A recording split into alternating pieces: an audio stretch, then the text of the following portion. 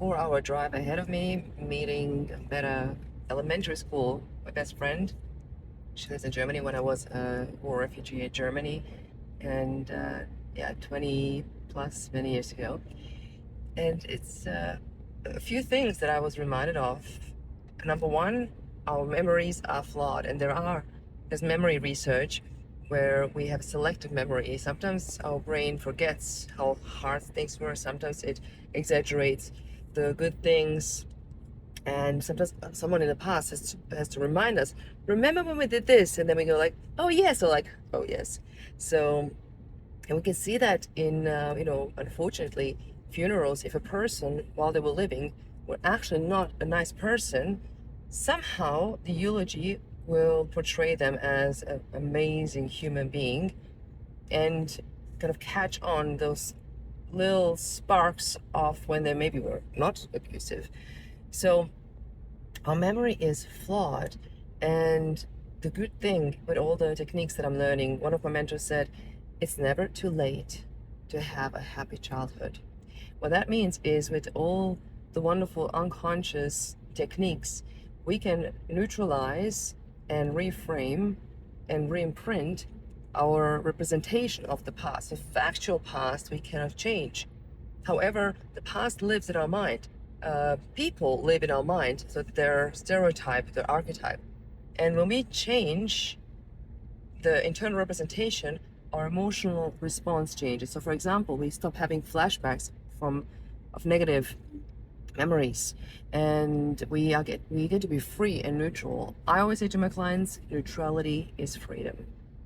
When you don't have any emotions anymore, whatever trauma it was, life trauma, relationship trauma, job trauma, anything, and you are able to be free and without emotions, this is so beautiful.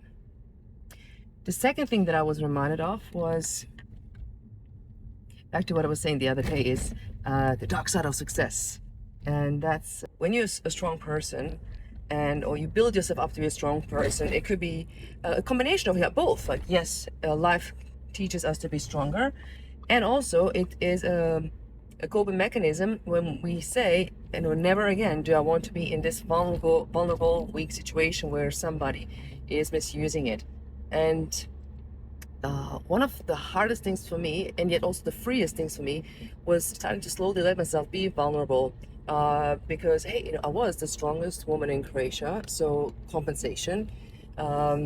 I've experienced incredible contrast in my life, and one of my missions, why I'm a coach, is I want to help other people shorten the suffering.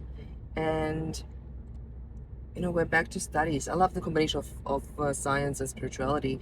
Is people that have a lot of trauma earn less money and are less successful. People that maybe draw better cards when they were born, and have less trauma, they're more likely to be more successful, earn more money. However, the more you, and I'm seeing that so much more with all the studies going on, the more you neutralize trauma, limiting beliefs, you up-level your identity and your self-concept, the more you heal, you grow, you integrate. A side effect of that will be better health, better, of course, sleep, so therefore health, more success. Your brain works better focus. You respect yourself more, you love yourself more, you're able to be more sensitive to feedback, that if there are some BS that you still haven't called yourself out on, you might be able to look at it. But again, as relational beings, as social beings, we do want to have somebody in our life, professional and or personal, that can call us out when we're like, oh, I want this, I want this, I want this, I want this, and then somebody tells us like, so what are you doing about it? And is your behavior and are your thoughts matching what, when you do that, will bring those results? So the results we have in our life, any area of our life, are the results of our current and past thinking, behaving, habits, self-concept, identity. So changing ourselves, when we change ourselves, everything else changes. So that's the second thing. And I gratefully had other strong women in my life where I started feeling comfortable and safe being vulnerable. So I'm not talking about be vulnerable for the sake of vulnerability. No, because some people will misuse it. Some people actually enjoy when somebody else suffers and is having mistakes. In Germany, there's a word called Schadenfreude. Repeat after me 10 times. Schadenfreude, Schadenfreude. It basically means the joy when somebody fails, when somebody, falls down and people laugh. But you can see that in, sometimes in teenagers, they're like, haha, you fell down, you broke your nose. And that's like the unhealthy joy.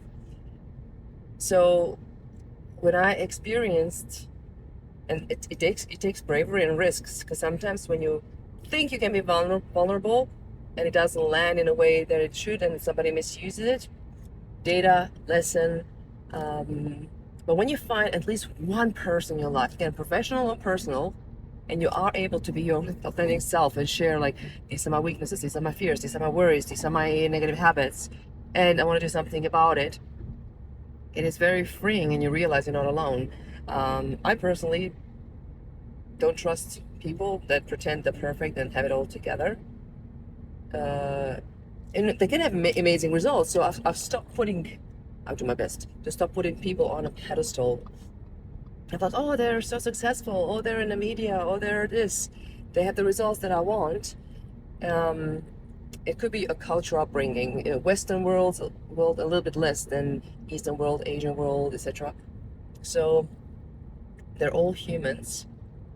And that also gives us the ability to, when we see, like, one of the best things that happened to me in my life when I made mistakes unintentionally, and I would judge people in the past, like, why would you do that? And then I would make some mistakes, maybe judging somebody or forgetting something or didn't put something in my schedule and I didn't show up for a meeting, and I was like, it's completely kind of like didn't remember, didn't write it down. So I'm like, okay, this is what it feels like, so I'm gonna stop judging others if they do miss it. Again, if it happens 3-4 times, that's an issue. Like, one time, great, and then what can we put in place to prevent it from happening again? Which is a powerful question. Questions are really, really good. Our subconscious mind likes questions. And so the third thing that I was reminding now, just sharing now, is when we have solution-based questions that we spiral up positively, or misery-based questions. Why is this so hard? Why is this happening? Why? Again, I still do it sometimes. Like, but I'm very faster. You get like, okay, what is it that I want? What would the me that has that already solved do right now? What will my future self be grateful for? What are my current capabilities that I can solve this now? Who can I help? Who can I ask for help? What would the ideal situation? What are at least 2 or 3 ways I can address this, solve? What are some possible solutions? What are there other people out there in the world? Look for evidence that went through the same thing and they have overcome it. When I decided to get divorced 4+ years ago, I knew that on average 6, 7, 10 years it lasts for overcoming. I'm like, I don't have that many years. I don't want to be in misery and in victim mode and whatever. Like, I decided to get divorced. So it was a period of one of the biggest challenges in my life, but not the biggest challenge. Like, I overcame war, eating disorder, domestic violence, like some really challenging things. So I reminded myself, back to using your memory for yourself, I reminded myself, if I was able to overcome that, and it was we forget sometimes the struggle, flawed memories.